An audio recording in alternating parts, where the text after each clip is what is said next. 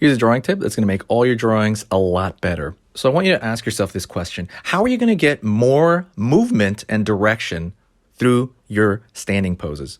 Here we have the Indominus Rex from Jurassic World. And these two poses are going to represent probably one of the biggest things you need to remember in all of art posing.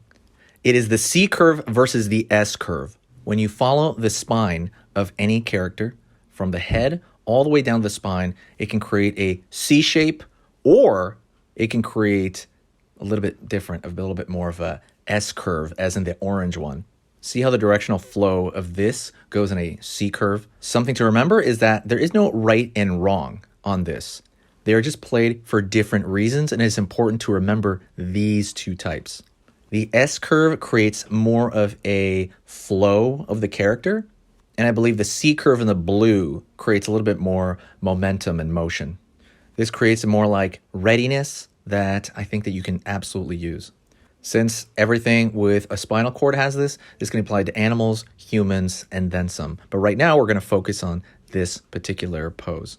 Within the C curve, he's kind of almost looks like the Indominus Rex as looking at an enemy somewhere over there, and he's ready, maybe somewhere where the green dot is.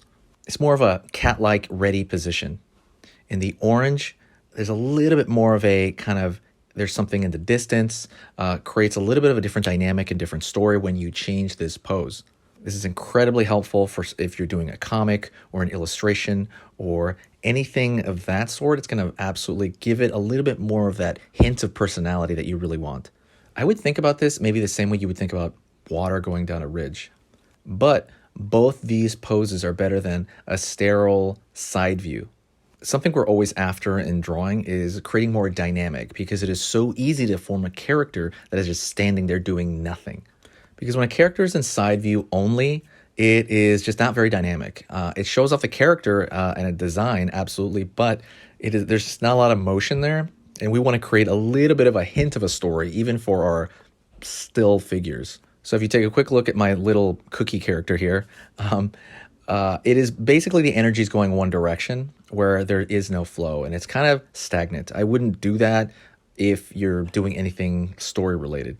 Side poses like that are just to show off specific design.